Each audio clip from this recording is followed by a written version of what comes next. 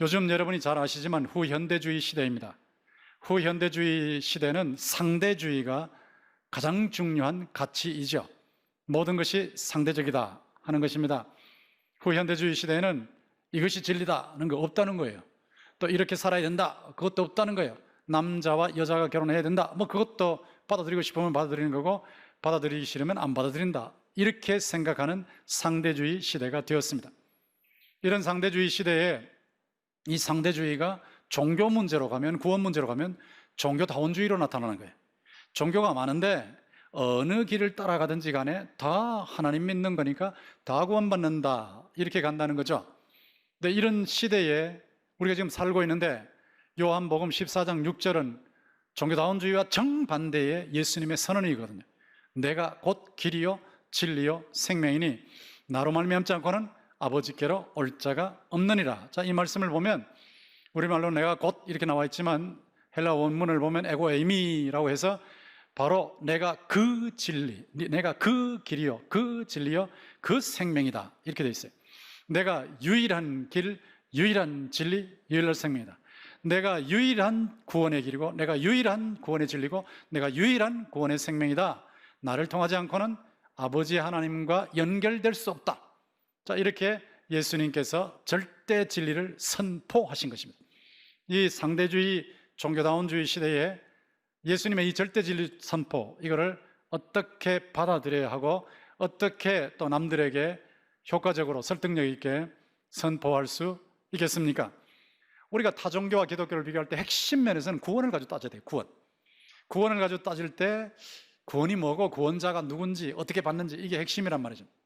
그러니까 여러분들이 다른 종교나 기독교나 다 똑같다 그러면 핵심을 딱 잡아내면 돼요. 예수님을 어떻게 보는가, 이거 잡아내면 끝나는 겁니다. 예수님을 어떻게 보느냐, 그걸 보면 다 다르니까. 거기서 하나는 진리고 나머지는 다 진리가 아니다 하는 것을 보게 되기 때문에 구원자, 구원 방법, 이거란 말이에요. 그럼 구원이 뭐냐? 여러분 이런 생각하실 때 아이고 병 나으면 구원 아닙니까? 예, 그것도 구원이죠. 가난하다가 부자가 되면 구원 아닙니까? 예, 그것도 구원이죠. 정치적인 압박을 받다가 일제강점기에서 압제를 당하다가 해방된 거 구원 아닙니까? 예, 그것도 구원이죠. 근데 그것은 구원의 외곽이에요. 외곽, 바깥이라고, 바깥. 껍데기라고, 껍데기. 구원의 속, 핵심이 뭐냐는 걸 잡아내야 되거든요. 여러분 생각해 보세요. 병을 낫다 해도 또 죽어요. 또 죽어요. 또 죽어. 죽음을 해결하는 게 구원인데 죽음이 그대로 남아있다고요. 그리고 정치적인 압박에서 풀려났다고 해도 고통은 남아있어요. 다른 고통이, 정치적인 압박 외에 또 다른 고통이 있다고요. 그리고 또 죽음이 있다고요. 그러니까 그게 구원이 아닌 거예요. 핵심 구원이라는 건 뭐냐 하면, 핵심 구원은 고통 문제를 완전히 해결해 줘야 됩니다. 인간이 당하는 고통 문제를 당장 해결은 안 해도 근본적으로 마침내 완전히 해결해 줘야 돼요. 그리고 고통 문제 끝에 가면 사망이 있거든, 사망. 죽음의 문제를 완전히 해결해 줘야 이게 이제 구원입니다, 구원. 그러니까 고통과 사망의 문제를 해결해 주고 고통을 없애고 영원히 살게 하는 것, 이게 구원이란 말이에요. 그러면 그것이 어떻게 이루어지냐라고 할 때 원인을 찾으면 돼요, 원인. 고통과 사망의 원인이 뭐냐, 이것만 잡아내면 되고 그것만 제거하면 끝나는 거예요. 원인이 뭐냐? 죄입니다, 죄. 그러니까 죄를 해결하면 다 해결돼 버려요. 죄를 해결하면 인간의 문제는 다 해결돼 버려요. 불교에서는 죄 해결이 아니고 욕망 해결이라고 그러죠. 욕망. 자기가 원하는 것, 탐욕만 없으면 그러면 마음에 고민도 없고 아무것도 없으니까 해결됐다 그러는데, 욕망 해결로 해결되는 게 아니고요. 인간의 욕망 중에 좋은 욕망이 있어요. 잘 살고 싶은 욕망 좋은 거예요. 그건 나쁜 거 아니에요. 건강하고 싶은 욕망 좋은 거예요. 나쁜 거 아니에요. 애기들 보고 싶은 거, 외손자 보고 싶어서 막 눈에 동영상 보면 기분이 좋은 거, 이거 욕망 좋은 욕망이에요. 나쁜 욕망 아니에요. 욕망으로부터 해방이 구원이 아닙니다. 구원이라는 것은 죄로부터 해방되면 구원이 되는 거예요. 이 죄로부터 해방이 왜 구원이냐 하면 죄 때문에 고통이 들어왔거든. 그리고 고통의 끝에 사망이 왔거든. 죄의 값은 사망이거든. 그러니까 죽음의 문제를 해결하면 되는데 죽음의 문제를 해결하는 길은 죄를 해결하면 되죠. 아이고 내가 무슨 죄 지었습니까? 이렇게 생각할 수 있지만 아담이 인간의 대표로 선악과를 따먹은 거예요. 보통 생각할 때 뭐 사과 하나 따먹었는데 왜 이렇게 인간에게 고통이 오고 인간에게 사망이 왔냐 그러는데 그게 아니고요. 사과 하나 따먹은 게 아니고 아담이 선악과를 따먹은 것은 자기가 하나님을 제치고 하나님처럼 되겠다는 거예요. 하나님을 제치고 하나님처럼 돼서 마음대로 살겠다는 겁니다. 그게 선악과 따먹은 겁니다. 하나님께 배신하고 하나님께 불복한 죄, 이게 대표로 지은 죄예요. 대한민국 축구 선수 중에 대표 선수 손흥민이 나가서 골을 넣으면 대한민국 전체가 골을 넣은 게 되죠. 대표니까. 아담이 선악과를 따먹었을 때 여러분도 다 따먹었어요. 저도 따먹었어요. 이게 원죄라는 겁니다. 원죄. 따라보세요. 원죄. 여기 다 동참해버렸거든. 원죄에 동참하고 그 뒤에 또 죄를 지었다고. 실제적인 죄를 지었다고. 그러니까 죄의 값은 사망이요. 다 죽음을 통과하는 거예요. 이렇게 된 거기 때문에 죄를 해결하면 끝나요. 죄를 해결하면. 그럼 누가 죄를 해결하느냐? 이제 구원자가 나와야 되죠. 누가 죄를 해결하느냐? 구원자 부분이 나와야 되는데, 이 구원을 얘기를 할 때, 자, 죄를 해결하고 구원을 받는다라고 할 때요, 사실 깊이 생각해 보시면 답이 금방 나와버려요. 일단 구원을 받는 진리가 뭔지를 알아야 될 거 아니에요. 이렇게 하면 구원받는다 그러면 그대로 하면 되는 거니까. 예를 들어서 이 약 먹으면 모든 병 고쳐. 그럼 그 약만 먹으면 되잖아요. 근데 무슨 약을 먹어야 고침을 받느냐는 걸 알아야 되는데, 그게 도를 닦는 거예요. 도를 깨달아야. 이렇게 하면 구원받아. 이 약 먹으면 영생해 하는 그것을 깨달아야 될 거 아니에요. 도를 닦는다 그래요. 공이라는 말은 깨달았으면 그대로 살면 되지. 이 약 먹으면 살아 그러면 그 약을 찾으면 되잖아요. 그 약을 찾아서 그대로 먹으면 되지 않습니까? 이게 공을 쌓는 거예요. 쌓는 것. 그리고 잘못했으면 제사를 지내야지. 제사. 신의 진노를 돌려야 되니까 그 제사 지내는 거잖아요. 그러니까 도공제라고요. 도공제. 이렇게 하면 되는 거예요. 근데 여러분, 성철 스님 잘 아시지만 성철 스님이 도를 평생을 닦았죠. 어떻게 하면 구원받느냐고 평생을 닦았는데 아이고 나는 실패했다 그랬죠. 공을 평생 쌓았죠. 아주 남노한 옷을 입고 평생토록 딸하고 헤어진 고행을 했지 않습니까? 근데 마지막에 임종시에 뭐라 그래서 나 실패했다 그랬죠. 나 지옥 간다 그랬죠. 실패했어요. 실패. 도를 닦지도 못했고 공을 쌓지도 못했어요. 왜 그랬을까요? 죄인이니까.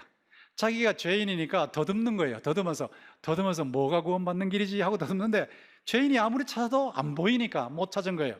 근데 예수님은 도를 닦으실 필요가 없어요. 예수님 자신이 구원의 도리이시니까. 예수님이 내가 곧 길이라 그랬잖아요. 길. 예수님이 구원의 길이에요. 예수를 믿으면 하나님께로 가버리기 때문에 길이라고. 길. 그러니까 예수님은 구원의 길을 닦으실 필요가 없어요. 예수님이 구원의 길이세요. 그리고 예수님은 공을 쌓으셨는데 어떻게 쌓으셨냐? 태어나서 세상을 떠나실 때까지 죄를 한 번도 안 지었어요. 하나님이 하라고 하신 것을 다 하셨어요. 하지 말라는 것을 다 안 하셨어요. 그러니까 예수님은 거짓말도 안 하셨고 욕심도 안 부리셨고 어떤 죄도 지은 적이 없었고 죄의 그림자도 없고 죄의 흔적도 없었어요. 깨끗이 완벽한 삶을 사셨어요. 그게 공을 쌓은 겁니다. 공을 쌓은 겁니다. 그리고 사람들, 우리가 죄를 지었는데 예수님께서 자기 자신을 제물로 드리셨어요. 그 십자가입니다. 십자가에서 피 제물로 자신을 바치셨어요.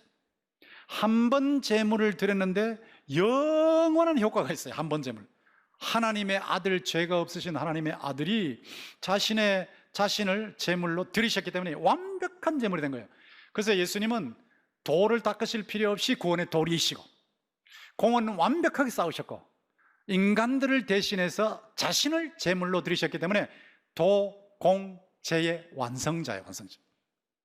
그래서 예수님을 믿으면 완벽한 구원을 받는 거예요. 완벽한 구원.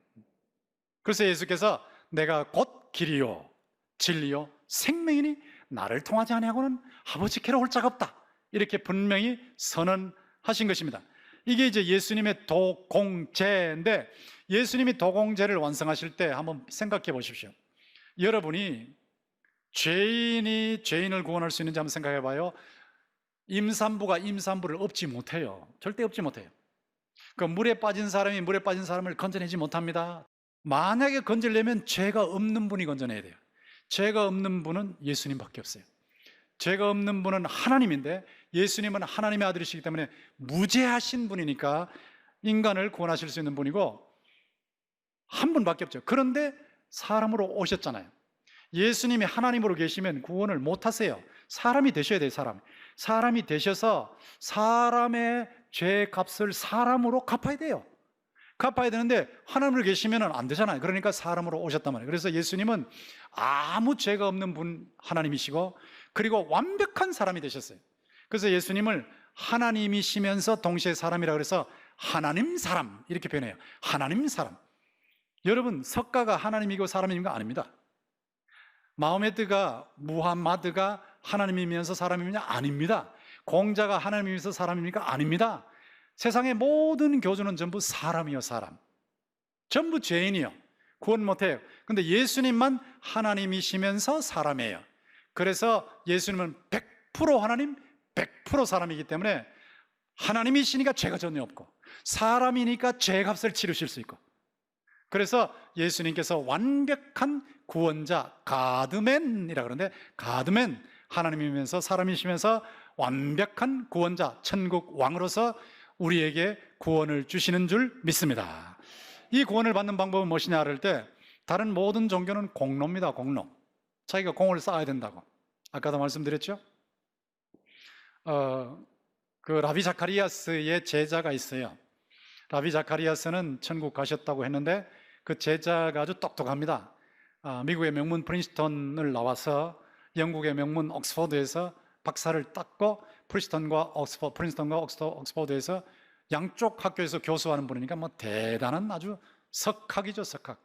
아주 천재 중에 천재인데, 그분의 이름이 빈스 비탈레라고 그러는데, 그 빈스 비탈레가 아주 중요한 책을 썼는데 그가 겪은 경험을 얘기하더라고요.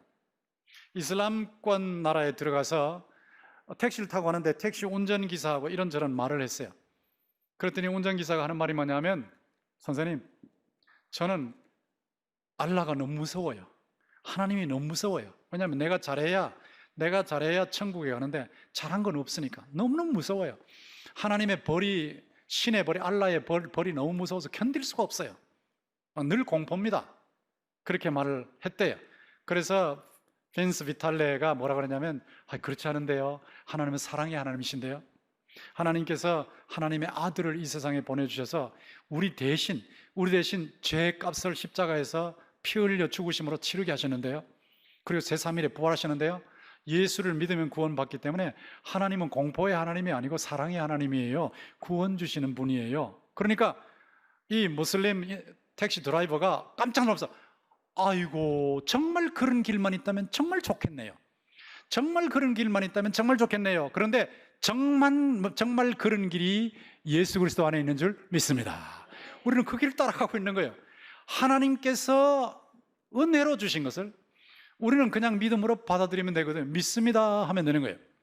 로마서 10장 9절 10절 띄워놓으시고 같이 읽어봅시다. 시작. 내가 만일 내 입으로 예수를 주로 시인하며 또 하나님께서 그를 죽은 자 가운데서 살리신 것을 내 마음에 믿으면 구원을 받으리라. 사람이 마음으로 믿어 의에 이르고 입으로 시인하여 구원에 이르느니라. 마음으로 믿으면 돼요. 마음으로. 자, 띄워놓고 보세요. 마음으로 뭘 믿습니까? 예수께서 나의 죄 때문에 죽으셨다. 이거 믿으면 되는 거예요. 예수께서 나에게 의를 주시기 위해서 부활하셨다. 이거 믿으면 되는 거예요. 근데 이걸 입으로 고백을 해야 되거든요. 믿습니다 해야 되거든요. 그래서 제가 여러분이 수백 번 반복할 수 있도록 질문을 계속했죠. 왜냐하면 이거 한 번도 고백을 안 하면 구원을 못 받으니까 제가 여러분에게 확인하는 질문을 해왔는데 또 하겠습니다. 예수께서 여러분 각자 나를 위해서 십자가에서 피 흘려 죽으신 것을 믿습니까? 예수께서 여러분 각자가 의를 얻도록 하시기 위해서 제3일에 부활하신 것을 믿습니까? 그겁니다. 마음으로 믿고 입으로 고백하면 구원을 받는 거예요. 이게 구원의 방법이거든요. 얼마나 좋은 쉬운 방법입니까? 이게 믿음이라는 거예요. 믿음. 그러면 이 구원이 절대 진리란 말이에요. 예수께서 하신 말씀이 절대 진리인데, 내가 곧 길이요 진리요 생명이다.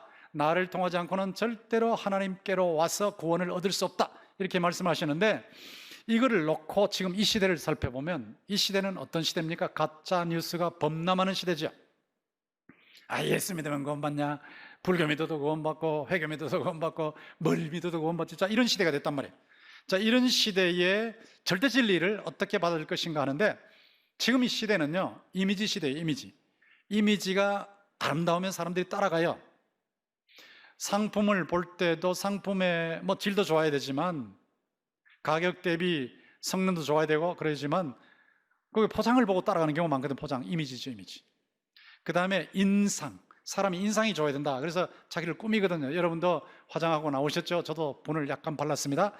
나왔는데 이게 다 중요하거든. 이미지도 중요하고 인상도 중요한 거예요.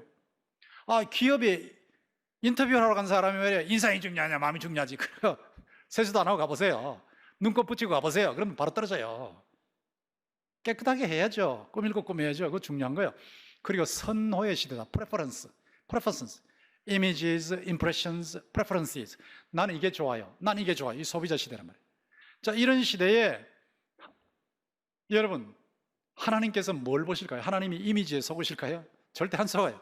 하나님이 인상 보시고 좋네, 너 천당 가면 되겠다. 그러실까요? 절대 안 그래요. 하나님께서 여러분이 좋아하는 대로 선호하는 대로 천당도 보내고 지옥도 보내고 노노노 그러잖아요. 하나님은 사람하고 달라요. 사람은 외모를 보지만 하나님은 마음을 보세요. 마음이 변해야 통하는 거란 말이에요. 마음이 핵심이에요. 하나님께서 여러분의 마음을 보시기 때문에 우리는 이미지 시대에 절대 진리를 믿는 사람으로서 이미지도 중요하지만 어느 정도 꾸며야지. 그렇지만 마음의 포인트를 맞춰야 되는데 예수가 하나님의 아들, 천국 구원자 왕이라는 것을 절대 진리로 믿게 되면 마음이 변합니다. 마음이 근본적으로 변하기 때문에 이 마음이 변한 사람이 부부생활을 하면 부부생활이 천국이 되는 거예요. 이 마음이 변한 사람이 가정생활을 하면 가정이 천국이 되는 거예요. 마음이 변하는 사람이 청와대에 들어가서 나라를 다스리면 나라가 안전해지는 거예요. 자, 이런 의미에서 중요한 것은 마음인데 절대 진리 예수 그리스도를 받아들이면 마음이 변화될 줄 믿습니다. 이게 변화란 말이야. 좋은 열매란 말이야. 좋은 열매. 확실하게 열매가 있구나 하는 것을 알 수 있지 않습니까? 마음만 변하는 것이 아니고 삶이 변합니다. 이 삶이 변하는데 이 삶의 변화를 얘기할 때 인생을 놓고 볼 때요. 인생을 놓고 볼 때 네 가지 질문을 딱 던져야 돼요. 난 어디서 왔냐? 기원. 나는 어디서 왔냐? 기원이 뭐냐? 내 삶의 의미가 뭐냐? 나는 어떻게 살아야 되느냐? 어떻게 살아야 되냐? 도덕. 그리고 나는 죽으면 어디로 가느냐? 요 네 가지거든요. 이 네 가지가 딱 잡히면 인생이 다 잡혀버려요. 내가 어디서 왔고, 내가 왜 살고 있고, 어떻게 살면 잘 사는 거고, 그리고 죽으면 어떻게 되느냐? 이것만 알면 되거든요. 이것만 알면 인생이 살아서 움직이는 것이 돼버려요. 이걸 모르면 돈이 많고 성공하고 권력을 잡아도 공허해요. 너무너무 텅 비어 있어요. 텅 비어 있으니까 바위에서 뛰어내리는 거예요. 텅 비어 있으니까 8층에서 뛰어내리는 거예요. 아무리 성공을 해도. 이 네 가지를 알면 되거든요. 아까 제가 말씀드렸던 빈스 비탈레 교수가 라비 자카리아스 목사님과 함께 책을 썼어요. 세속 신들 중 예수. 세속의 신들이 많은데 그 중에 예수는 어떤 분이냐? 영어로 말하면 Jesus among secular gods. The counter cultural claims of Christ. 그리스도의 문화와 반대되는 역문화적 주장들이라는 책을 썼는데 거기서 이런 비유를 듭니다. 여러분 축구를 하러 나가는데 말이야. 국제 경기에 축구를 하러 나가는데 감독이나 코치나 그 누구도 축구가 언제 시작하는지 말을 안 해. 축구 전반 45분, 후반 45분은 그것도 알려주지도 않아. 언제 시작하고 언제 끝나는지도 알려주지 않아요. 그 축구할 때는 규칙이 있잖아요. 규칙. 파울도 하고 어떨 때는 옐로우 카드를 들기도 하고 어떨 때는 레드 카드를 들기도 하고 퇴장도 시키고 그런 거 있잖아요. 골이 들어가야 들어가는 거고 이 규칙이 있잖아요. 근데 규칙도 안 알려줘. 그리고 이걸 이기면 여기서 게임을 이기면 다음에 준결승을 하고 결승을 하고 그것도 안 알려줘. 그러니까 시작도 안 알려주고 끝도 안 알려주고 경기 규칙도 안 알려주고 그 경기 목표 이거 이기면 어떻게 되는 것도 안 알려주고 아무것도 안 알려주고 하는 말이 뭐냐면 그냥 축구해. 공 차라고 재밌게 차라고 멋대로 차라고 네가 원하는 대로 차라고 그게 축구야 라고 한다면 그건 축구가 아닙니다. 축구가 아니에요. 지멋대로 하는 건 축구가 아니에요. 규칙대로 해야 돼요. 전반 45분 후반 45분 해야 돼요. 그 시간이 모자라고 거기서 놓친 것이 있으면 인저리 타임으로 또 메꾸어 줘야 돼요. 골이 들어갈 때 정확하게 들어가는지 어떤 경우에는 이렇게 해서 사진으로 확인해서 해줘야 돼요. 그리고 여기서 이기면 중결승 가고 결승 가고 알려줘야 돼요. 이 네 가지가 있어야 경기가 되는 거라고요. 똑같은 원리가 인생에 적용되는 인생에 네 가지는 반드시 있어야 됩니다. 기원, 내가 어디서 왔는가, 이거 답이 나와야 돼요. 답이. 의미, 내가 왜 살고 있는가, 내가 왜 지금 살고 있냐 이거지. 내가 어떻게 살아야 되는가, 이게 분명히 나와야 되거든요. 그럼 나는 어디로 가는가, 이 네 가지가 나와야 돼. 이거 안 나오면 아무리 성공한 인생이라 할지라도 그건 실패한 인생입니다. 반드시 네 가지가 나와야 돼. 그런데 다른 종교에는 여기에 대한 답이 없어요. 기독교에는 있어요. 예수 안에 있어요. 예수를 믿는 사람은 자신이 하나님께서 창조에서 이 땅 위에 존재한다는 걸 알고 있어요. 이 세상은 하나님이 창조한 것이다. 태초에 하나님이 천지를 창조하셨다는 걸 알고 있잖아요. 그리고 자신도 하나님이 땅 위에 보내셨다는 걸 알고 있어요. 시작을 알고 있죠. 하나님으로부터 왔다는 걸 알고 있죠. 의미를 알고 있죠. 왜 살고 있냐? 하나님을 영화롭게 하기 위해서. 하나님을 영화롭게 하기 위해서. 하나님을 영화롭게 하면 자기가 행복하니까, 내가 행복하니까, 하나님 말씀대로 하나님을 영화롭게 하면 내가 행복하니까, 그 하나님의 영광과 나의 행복, 이게 삶의 의미가 분명하지 않습니까? 도덕은 뭐냐? 어떻게 살아야 되냐? 10계명대로 살면 돼. 10가지 계명이 천국의 헌법이니까 헌법대로 살면 돼. 헌법대로 산다고 할 때 그게 뭐냐? 성경에 있는 말씀대로 산다는 거예요. 그걸 해설해 놓은 게 성경이니까 성경 말씀대로 살면 된다. 어떻게 살아야 되냐? 분명히 나와 있어요. 어디로 가는가? 나는 예수 믿기 때문에 죽으면 바로 천국에 들어가는 줄 믿습니다. 이게 분명히 있잖아요. 분명히 이 네 가지가 확실하단 말이야. 그렇기 때문에 이 네 가지가 확실하면 절대 진리를 가지고 확신을 해야 돼요. 확신. 내가 왜 사는지, 무슨 목적으로 사는지, 죽으면 어떻게 되는지 다 알고 있으니까. 그러니까 힘있게 사는 사람이 된단 말이에요. 이게 생활의 변화라는 거예요. 생활의. 이렇게 절대 진리를 믿고 사는 사람들이 세상에 살면 세상을 바꾸는 거예요. 세상. 이 절대 진리에 세상에 미치는 영향이 있는데요, 무신론자입니다. 저널리스트고 매튜 페리스라는 사람이 있어요. 이 사람이 더 타임즈라는 일간지, 아주 유명한 세계 최고의 일간지죠. 더 타임즈에 글을 냈는데 거기서 아프리카를 보니까, 자기는 하나님을 안 믿는 사람이에요. 하나님을 안 믿는 사람이 아프리카를 보니까 아프리카에 기독교가 들어가니까 변해버리는 거예요. 기독교만 들어가면 아프리카 나라가 변해. 사람이 변해. 식인종이 사람을 사랑하는 사람으로 바뀌어버리는 거예요. 깜짝 놀라서 아프리카를 보면서 기독교에서 말하는 중생, 거듭남이라는 것도 깨닫게 되고, 리버스, 예수를 믿고 하나님을 믿으면 다시 태어나는구나, 그리고 변화가 있구나, 이런 걸 알고 나서 결론이 뭐냐면 아프리카에 필요한 것은 하나님이다 하는 결론을 냈단 말이에요. 대단한 결론이죠. 예수를 믿으면 변화가 일어난단 말이에요. 아프리카가 변한단 말이에요. 아프리카. 2007년도 태안반도 기름 유출 사태가 있지 않았습니까? 제가 성시와 본부장, 대구 성시와 본부장으로 있을 때 거기 갔습니다. 가서 직접 기름을 다 걷어냈잖아요. 기도 넣을 때 제가 가서 눈물을 흘린 것이 뭐냐 하면, 갈 때 자동차들이 쭉 밀려 있는데 대부분 교회차예요. 대부분 교회차. 근데 보도 하나도 안 나가요. 하나도. 대부분 교회차입니다. 거기 가서 또 그 옷을 나누어주는 이 옷을 입고 나가야, 천을 이렇게 그 임시 옷을 입고 나가야 이게 기름이 안 묻으니까 그거 입고 나가서 막 천을 나눠주고 옷 나눠주는 데가 전부 교회예요. 교회. 근데 그 교회의 목사님이 저희 제자더라고요. 제자. 거기에 100만 명 이상이 거기 참여했는데요, 100만 명 이상 중에 대다수가 기독교인들이었습니다. 보도가 하나도 안 났습니다. 전국의 불신자들이 이 내용을 알아야 돼요. 지금도 사회복지시설이 뭐니 할 때 기독교를 빼놓으면 국가에서 복지를 못할 정도예요. 이 정도로 잘하고 있는데 이건 다 덮어놓고 막 욕만 퍼부어대는데 이건 잘못된 겁니다. 교회가 잘못한 것은 분명히 비판을 받아야 되고 고쳐야 되고, 지금보다 더 철저하게 회개하고 더 철저하게 주님을 섬겨야 할 줄로 믿습니다. 그리고 코로나 바이러스일 때 더 많은 사람들 도와야 돼. 훨씬 더 많은 사람을 돕는 일에 적극적으로 뛰어드는 겁니다. 이것이 세상을 변화시키는 길이라고 해요.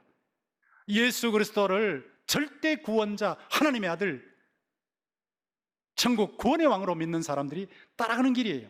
내가 곧 길이요 진리요 생명이니 나로 말미암지 않고는 아버지께로 올 자가 없느니라. 이 말씀은 세상이 변해도, 온 천지가, 우주가 변해도 변하지 않는 하나님의 절대 진리의 말씀인 줄 믿습니다. 우리는 이 말씀을 확신하고 이 말씀에 따라서 고칠 거 고치고 예수님을 따라서 이 진리를 선포하면서 이 땅 위에서 복을 누리고 또 영원히 행복을 누리는, 이 땅 위에서 복과 행복, 영원한 복과 행복을 만끽하는 여러분과 여러분의 후손들이 다 되시기를 주님의 이름으로 축원합니다.